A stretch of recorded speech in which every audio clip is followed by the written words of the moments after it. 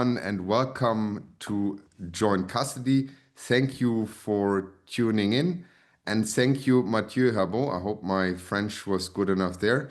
Central Bank Digital Currency Advisor and Experimentation Manager at Banque de France, and owner of HD Financial Consulting. Maybe you do a brief introduction. I'm Ben, the host, and I work as Global Head of Partnerships at GK8 by Galaxy, so a Galaxy digital company. And maybe, Matthieu, you do a brief introduction, maybe even touch at how did you become a central banker? Because I think we have a shared history a little bit of being in the industry before being a central banker, which I also was last year for a bit. And then how did you then even venture into digital assets, which is the bigger step or the smaller? I don't know. Well, hi, Ben, and good morning, everyone. Thank you for having me on this GK8 joint custody webinar. Indeed, Ben, you and I have been talking for a little while, and we share a common background of spending many years in the banking industry. Personally, I was essentially in the custody space, working on developing automated FX solutions for institutional clients. So I've always been in the institutional space, so the wholesale space, I would say, connecting the buy side with the sell side and providing FX execution in an automated way for custody clients, both at BNP Paribas Securities Services and RBC. And I would say towards the end of my banking journey, I saw the rise and the falls occasionally as well of the cryptocurrencies. Seeing Bitcoin from being worth a few dollars or even cents maybe, and we know that over the last couple of days it's risen to above $120,000. So it's clearly a new paradigm, a new ecosystem that is popping up, and probably not more than popping up. I think it's changing the way we work. Back in 2020, Banque de France pioneered the wholesale CBDC space by launching several experiments. And whoever can pretend that they were a CBDC expert back in 2020 is a liar. There was nobody being expert. Nobody being expert in that field. So Banque de France were looking for, I would say, market experts to join the innovation department. And this is where I got the chance to join in 2021. As you said, I was an experiment manager and leader for one of the early experiments with HSBC. And Banque de France, we are looking again for people with market expertise. My expertise was in the field of FX. They already had hired, I would say, people who came from CCPs and infrastructures. So that FX component maybe was missing. And one of the characteristics of the HSBC experiment was that there was an element of FX and PVP, PVP being one of the applications of a wholesale CBDC. Super interesting. Look, now diving into crypto with a central banker would probably be my Galaxy Digital's colleagues' dream come true. But I think this one, let's first focus a bit more on wholesale CBDCs and wholesale capital markets. So what do the current interims and long-term solutions proposed by the European Central Bank, Pontes and Appia, bring to the table? And maybe put that also in context with concept like the unified ledger, which I think was first thought of or discussed by Piero Cipollone, but championed quite a bit by Banque de France. And then also DL3S, which is the solution in the experiments mostly used for the trials and experiments that ECB did together with the different national central banks in the last year. So maybe get your perspective a little bit on both and get some context. I think it's a very interesting topic and very new, right? I mean, we had the announcement just a few weeks ago. Correct. So just maybe to set the scene a little bit, back in 2024, the ECB launched the largest initiative of its kind in order to experiment the settlement of digital transactions using central bank money. And for this purpose, they offered 3 different solutions. One was provided by Banca d'Italia, was called TIPS Hashlink. There was the trigger chain by the Bundesbank.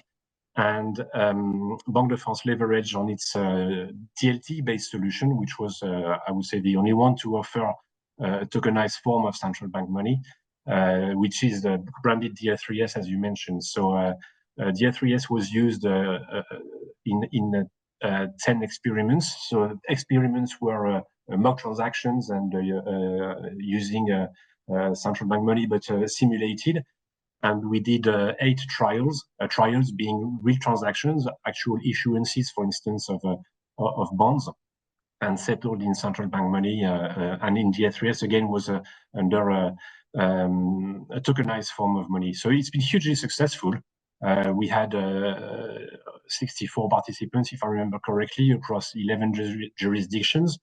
1.6 billion, if I remember correctly, of actual issuance of bonds. The biggest one were in Germany with Siemens.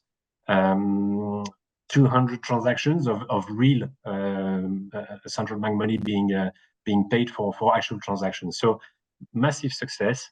And the outcome of that was that the market is adamant for a follow-up, and I would say the continuity of the support that the Euro system brought in that space. There were also some conclusions that central bank money is necessary as the safest settlement asset for allowing the ecosystem to develop and foster, and that definitely would be an element of facilitating the capital market union, which has now been rebranded the savings and investment union. So what the Euro system has decided is that we will keep working with the private sector, and this is going to be under what they call a 2-track approach. Short-term support called Pontes. Pontes is a Latin word that means bridge, so it will probably allow us to bridge the current situation with the future situation, but by offering leveraging the interoperability solutions that were tested as part of the exploratory work, and basically by building using the best components of the 3 solutions. So the good news for Banque de France is that it will leverage the TR3S, but now it's going to be a Euro system DLT that will offer a tokenized form of money. At the front end, the API that API gateways that were used as part of Hashlink have been identified as being the strongest way of communicating of establishing the communication between the market DLTs and the Euro system DLT that will offer tokenized money. And at the back end, to connect with the trigger environment, with the target environment, will be the trigger chain that Bundesbank developed. That's for the short term. The idea is that that solution will be made available as a pilot towards the latter end of 2026. But in the meantime, the Euro system remains open to the market and will be in a position to offer the existing solutions for market participants that have requirements for central bank money. I think that's an important piece, right? So in theory, if I have something built earlier than the new version, I can go to my local national central bank and say, hey, I would like to continue, or I want to test or continue testing in a relevant manner. I mean, it has to be, I assume, economically viable for everyone.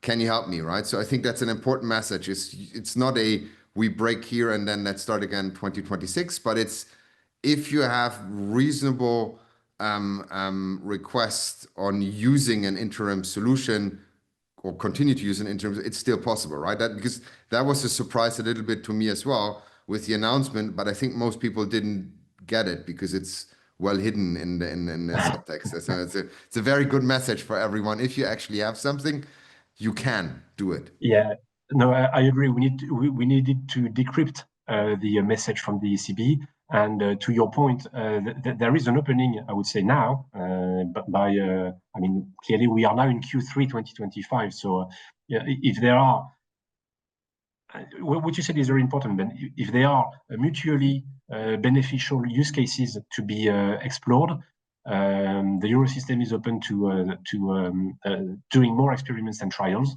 okay? Leveraging on the existing solutions and under the same mechanism as what was offered as part of the exploratory work. So the framework will remain the same. The eligibility will also be clearly monitored, but it is possible for market participants to come and work with the Bundesbank if they want to try the trigger. But we also must be clear that we need to focus our resources and our energy on developing Pontes. So the study of the use cases will be quite stringent, okay?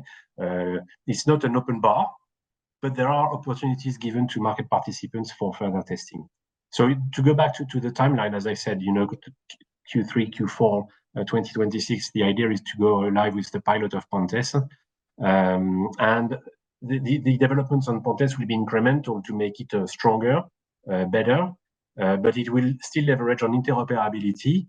So you did mention what the work and the distributed ledger and the unified ledger, let's say shared ledger or unified ledger concept. This is currently the way we foresee, and I insist on currently and foresee, because nobody knows what the future holds, but Appia is another Latin word. So it's the road that was between Naples and Rome back in the old times. Appia will be the road to the future model.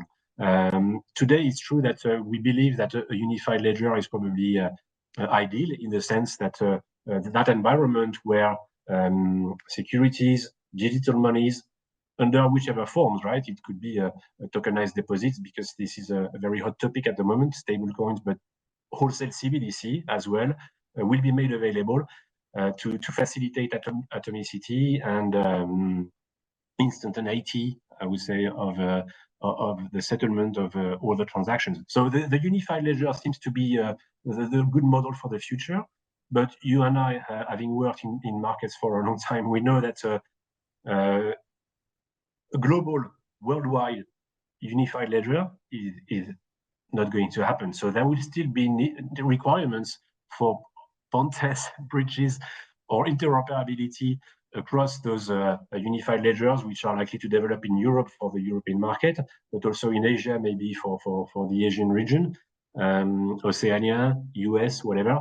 So let's not dream, I think, of a worldwide unified ledger, but if we can achieve something strong in Europe, that will be very beneficial for the Savings and Investment Union, which was one of the key aspects of the report that Mr. Draghi published a while ago, and a bit of a challenge for Europe, which still runs on 30 CSDs, and we know that there are ways of improving things, and this is what we want to achieve with Pontes in the short term and Appia at the longer term. And Appia is initially a research project, okay, because we need to think of what that ideal and optimal model will look like.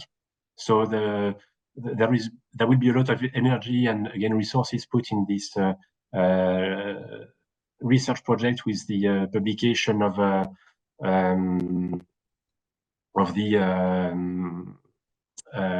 sorry, I'm just trying to of the launch paper. Sorry, at the beginning of 2026, and the blueprint is expected towards 2028 for finally working on the working and delivering the optimal model. So basically, unlike maybe in past, and I've been at the central bank last year, so maybe unlike past models of implementing market change, this seems to be much closer in lockstep and coordination with the market. I think that's a feedback I always try to give, is don't be too certain, but be a good partner, and then at the right points in time, differentiate between the general interest from the to create the capital market you want versus individual preferences by individual players. But I think it has to be a collaboration to work. Otherwise, you develop something that might be completely away from capital markets, or you don't harness and use all the opportunities it offers. From your view, when you look at it, is there a difference of how banks and other players engage with the central bank on this topic than on others? I heard Dimitri, who's one of the people in charge at the European Central Bank, basically talking in a focus session, saying he had never had so many participants from so many regions and countries listening in on an info session about a future infrastructure project in Europe. What's on the Banque de France side? How do you see that engagement? How do you see that interest? And how does it maybe differ from what we've had in the past?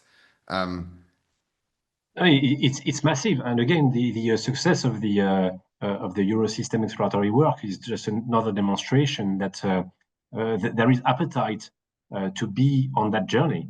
And we're using all those metaphors about journey because the Appia, the road, and the bridge and stuff. But again, 64 participants in the exploratory work coming from a very large variety of business models. I mean, we had CSDs part of that. We had banks, of course. We had fintechs. We had other central banks from other jurisdictions. I mean, two of the PVP use cases were with the HKMA and the Bank of England. So it's gathering interest from banks across the world, infrastructures across the world, central banks. So and it's key that we maintain that partnership between private and public sector, because I think if central banks do that on their own, on their side, without listening to the market, it's deemed to fail. And there are examples of these, right? There are examples where central banks lock down, do their own thing, and then end up with something the market did not like as much. And then it takes many, many years to pivot away from that or find the actual business model. So I think it's a very interesting. So looking at that, right, from your point of view, also your personal point of view, right? What are the key challenges, right, in that path for the short term, but I think maybe also for that long-term solution? And beyond just foundational infrastructure that ultimately can come out of it, what do you see as the broader things being enabled in the financial ecosystem through a Pontes, but also later through some kind of more shared, unified, however you call that, infrastructure in Europe, but maybe also globally? Well, I think one of the biggest risks is the risk of fragmentation, and we must be mindful that Pontes, which will remain based on interoperability, is likely to entertain for the short time that idea of fragmentation, because various market DLTs, where tokenization of assets will take place, will be allowed to connect, and we've seen large players like BNP is offering 2 tokenization platforms, SG Forge in France. If you look at Goldman Sachs have got their own, HSBC have their own, JP Morgan. So at the moment, I would say the lack of a clear future entertains that risk of fragmentation, and it's the same with the development of stablecoins. I mean, everybody now is talking about launching their own stablecoins. So we're going to be offering 10, 20, maybe $50 stablecoins that will pop up everywhere. How do you ensure that basically all of these can coexist for the best and avoid the creation of multiple silos? Which Singleness is of money, right? It's one of the things we try to establish in the Western world for quite a while until we now have it. Let me ask a follow-up question there. When I see that you mentioned stablecoins, from your personal perspective, right? And I do understand it's not a Banque de France or ECB policy decision.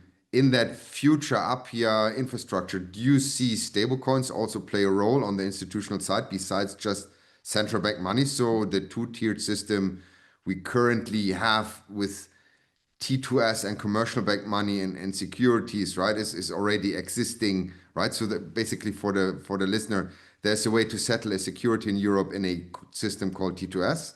So central bank money is moved against a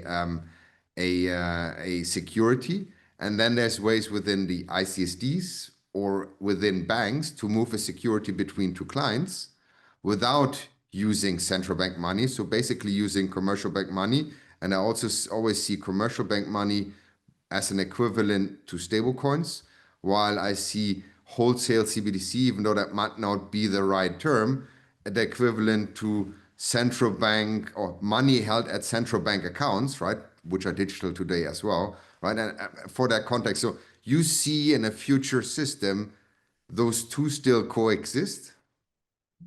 Yeah, I think it's clearly the intention to maintain the two-tier system. Central bank money, I would say, at the top layer of the financial system, and the coexistence of various forms of commercial money. I think what's likely to happen is that, you know, even if there is a regulatory framework for monitoring stablecoins, there seems to be that intention that they are going to be developed and pop up again. So over the last few days, Citi have made it clear in their publication of their results that they were going to launch their own stable coins. We've heard more or less the same from Bank of America.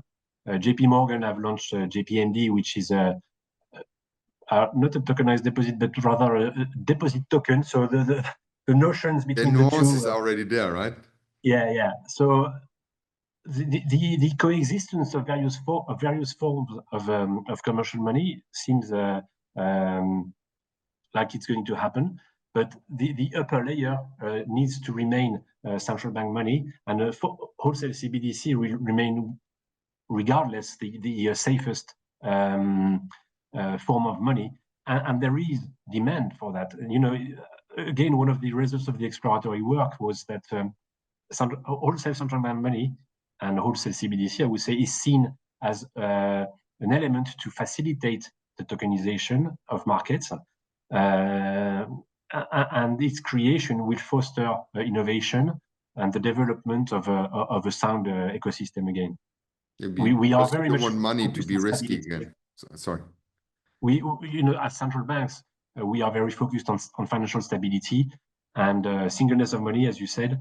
So, I mean, stablecoin is definitely something that we are strongly monitoring at the moment and trying to understand it better. We're not in a wait and see. We are in a learn and act or react. But we need to be again maintain this two-layered system is a key objective.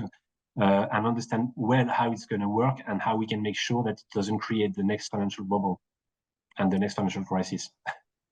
So you already alluded to it in your answer, but where do you see the areas of innovation that are now fostered through the very proactive and interactive approach by Banque de France, by the Euro system? Just for the listener, those are all banks, part of all central banks, part of the Euro, and then within that, you have the core banks, which run some of the core infrastructure and system, Banque de France, the Italian central bank, the French central bank, and the Spanish central bank. So the core central banks seem to run also that future infrastructure. The others participate, but it's the European Central Bank coordinates a bit. But overall, it seems everybody's approaching and talking to the market. And from your perspective, what are the innovation that could spark? What are the areas of innovation you would look at if you weren't a central banker? If I were, or if I want? If you were not, right? So if you were a central banker, you would continue to develop the wholesale CBDC and a joint infrastructure. But if you weren't a central banker, because you see a lot of these business cases, and you might have an opinion, right? And which are the areas you would focus on if you were just Matthieu and not Matthieu, the central banker? Okay, well, I would say as a consultant, and as you kindly mentioned HD Financial Consulting, my key area of focus today is in the stablecoin space.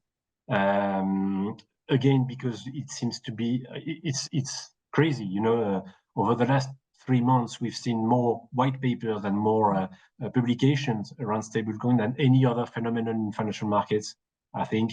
In the last 3 years, there was the wave of tokenization, there was the wave of AI, and now it's the tsunami, I would say, of stablecoins. Where there is a big problem with stablecoins is the fungibility. Okay, what do I do if I receive Tether and if someone pays me USDT, what do I do with USDT, and how can I use it? If I receive JPND, if I receive the stable coins from SG4 or EuroCV, how do I monetize it? And there is a brand new ecosystem which is appearing, and we need to make sure that the fungibility and the convertibility eventually is made available. If that ecosystem is to be developed, that's the key point to address, and that's something that, from a personal perspective, is very interesting at the moment for me. Yeah, I agree. I see it very interesting because if you look at it also, especially in the FX area, it's a privately organized piece, right? If you look at CLS and other entities who organize the FX, basically the exchange between different central bank monies on the institutional side, right? And then if you look at other pieces, there is a private public partnership, because singleness of money in bank accounts is basically you have it at your bank, but a central bank helps you to move it between two banks. But maybe that's not the model for a stablecoin. So they're very interesting pieces. I agree with how central banks, private entities, and current infrastructures all seem to go a certain path. And I agree in innovation, maybe it's a new player who helps everyone to move forward, because there might be less ingrained interests and more openness to innovation. So it's a very interesting area. I agree with, indeed. Is there anything you want to share, because we're closely coming to an end, from your side to market participants? What should they do? Is there anything they can do to help influence or facilitate in the central bank's pursuit of the perfect market infrastructure of the future?